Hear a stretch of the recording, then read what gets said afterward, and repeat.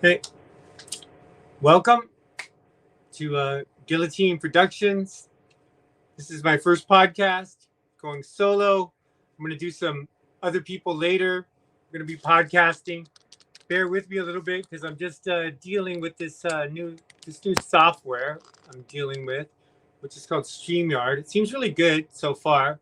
I'm not sure if the camera's right and all that, but anyway, today I want to talk about meditation and incantation and how these two things in my later magical life have become pretty much the staples. That's all I need. Um, Here's how it goes. The My background is in Christianity, Pentecostal Christianity. I've obviously moved from that, got into the occult. I consider myself a Gnostic Christian. Um, I actually consider myself more of a chaplain. We have a chaos magician. So I pretty much can accept any belief system. Belief is tool.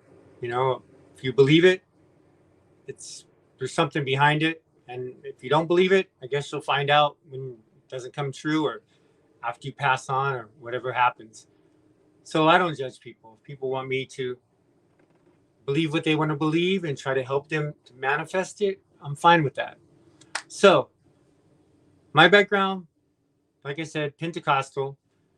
There's a controversial thing, speaking in tongues is what they call it. Speaking in tongues is kind of controversial in Christianity uh, because a lot of people don't think it's real. A lot of people just think it's just babbling, and they've caught a lot of preachers trying to practice it and stuff like that, and it you know it is what it is. Uh, Here's my take on it. My take is that it's a real phenomenon. I think that it's coming directly from the subconscious mind, directly into these words. You're putting words together just in random order. They don't make sense to anyone, including yourself, most likely. Maybe a seer. There are people that believe that you have a seer or interpreter that can interpret your tongues. That's a whole other school of thought we'll get into later. But when you do glossolalia, speaking in tongues, uh, it it creates things. It's like a spell. It's like it's like let me give you an example here. I got the family Bible here, which I just love the artwork in this. I don't know if you can see it well. We got Adam and Eve here, all the animals, everybody's happy, the sun's coming up. Okay, so the Bible, I'm not saying it's 100% right. People get it wrong. People use it for horrible things, to hurt people. People use it to control people's sexuality. I disagree with that. Uh, People use it to you know abuse women. I agree. I don't agree with that. I don't agree with a lot of the things. There's things about here about slavery I don't agree with. Don't agree with a lot of the Bible. This is a huge book. It can mean anything. I do think that this occulted uh, Genesis does have some lessons for a magician or a wizard or whatever you want to call it. So let me just read a couple things and explain my interpretation. So we start at chapter 1, Genesis. Okay. In the beginning, God created the heaven and the earth was without form and void, and darkness was upon the face of the deep, and the Spirit of God moved upon the face of the waters. Uh, I believe this represents the thoughts that whoever our creator God was, whether you want to call him Yod He Vav He, Yauda Baal, Demiurge, uh, God Almighty, El Shaddai. I used to know all the 72 names. I'm not going to recite them here. Anyway, so I believe that's his or her or their thoughts. That thoughts don't have light. Thoughts are dark. They're inside of our heads. We're imagining them. If we have no eyes, we still can imagine things inside of our head. So it's darkness, pure darkness. That's your thought. Okay. The next chapter is where incantation comes in. So the first is And it's not that easy. It takes years of meditation. It takes a lot of training, imagination, path working, teachers, whatever paths you take. And reach out, and I encourage anybody to use any path that feels good to them. If it doesn't feel good, try something else. That's a big proponent of mine when I was in counseling. If something is not working, try something else. That's in a seeking safety program I went through. That's a very, very key thing, because people have a tendency to do the same thing over and over, like the whole Einstein definition of insanity, doing the same thing over and over again, expecting different results. Something's not working, try something else. Don't try something destructive like doing drugs or attacking somebody or doing some violence. But if you're reading a book and it's not helping you, maybe read another book. If you're going to a certain class and it's not helping you, go to a different class. If you're talking to a spiritual teacher or a preacher or pastor or whatever, and it's not really helping you, then try somebody else. I think that's all I'm saying here. So here's the important part for incantation. So here it is. Creation of light. And God said, let there be light. And there was light. And God saw the light, and that it was good. And God divided the light and the darkness. And God called the light day, and the darkness he called night. And the evening and the morning were the first day. So the important part here for me, even though I stumbled a little bit at the end, is that,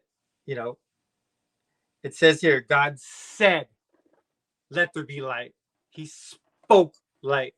He spoke light.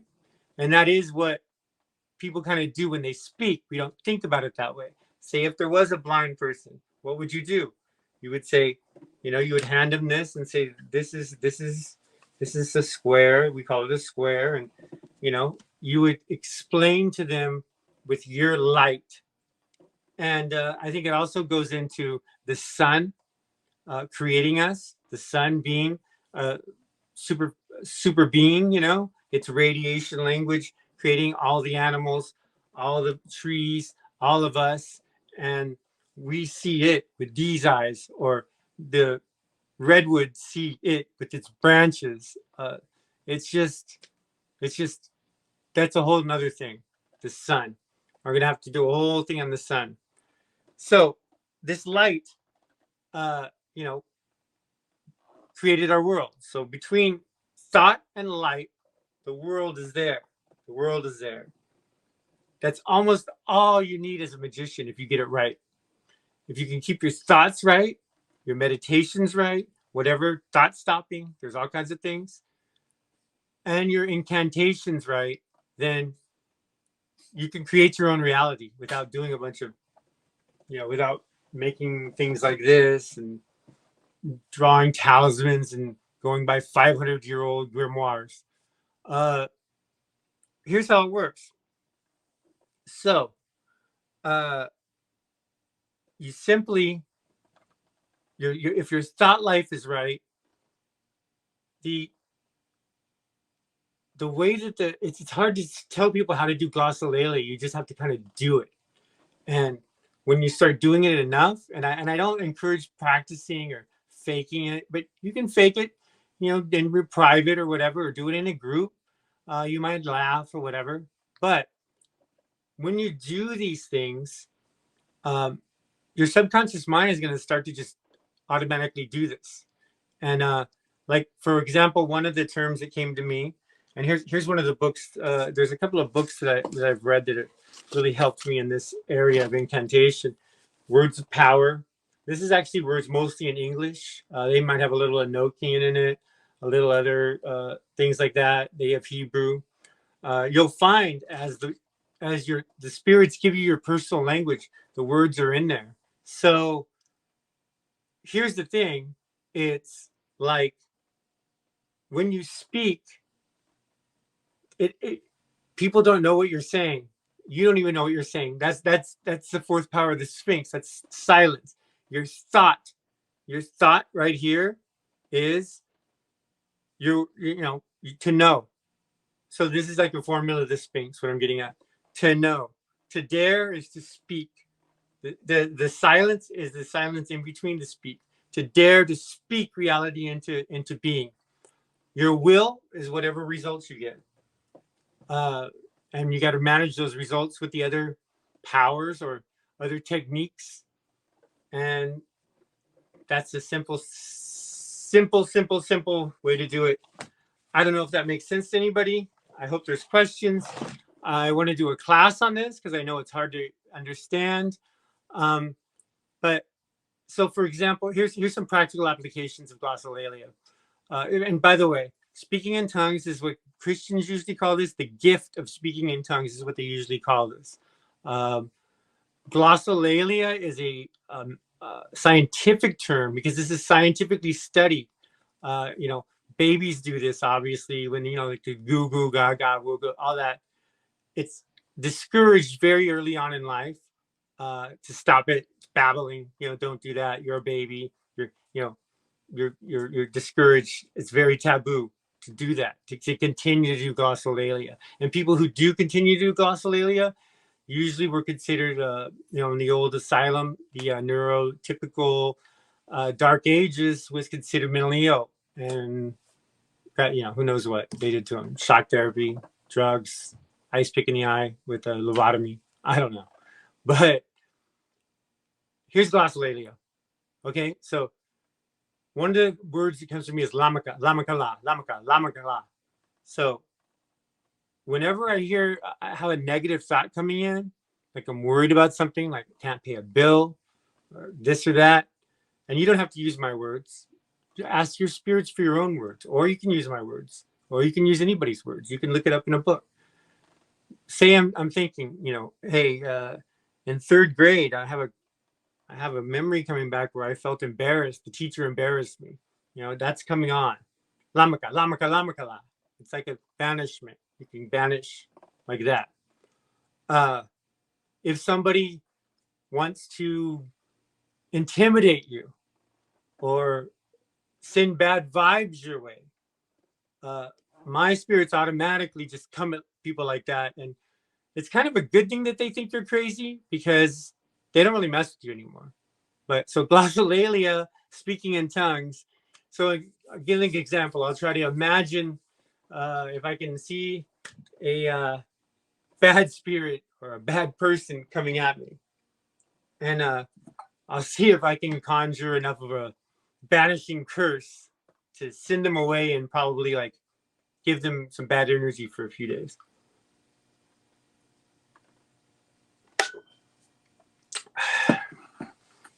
So let's say I go to a club, I see, whoa, here's this thing, big monster. Nobody else sees it because I see spirits. Okay.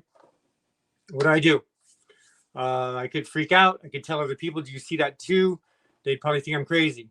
One of the first lessons I learned in seeing spirits is don't tell people you see spirits. Okay. What do? Just ask your spirits. My thought, this is a threat. My thought, what is it? What do I do with this? What do I do with this? What do I do with this threat? I speak it out. I speak it out of my existence. I push it away. I banish it. I get rid of it. I give it a bad time. I give it an understanding that I know stuff that it doesn't know. And if it messes with me, it's not going to end well. And that would be an example of like, got to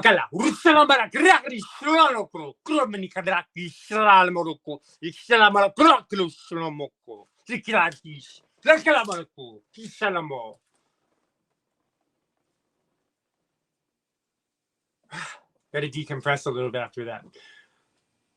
That stuff can really curse somebody badly. If you're watching this, you're not cursed. You're friendly. People think you're crazy if you do this. Maybe that's a good thing. It's a crazy world. I'd rather do that and people say this dude's crazy. And, people have been calling me crazy all my life. I mean, basically, I'm just discovering I'm neurodivergent. I have ADHD, I have PTSD, and, uh, psycho, crazy, uh, lunatic. Those are my old, I guess you could call slave names, asylum names. Um, but that's me. Another use for glossolalia is during sex. If you can get that worked out, I'm not going to go into it here. We can have another. We can have some more questions on that if you want. Glossolalia during sex, obviously during the things when it comes out, it makes things happen. The main thing too is you always have to make sure your thoughts are on the right thing.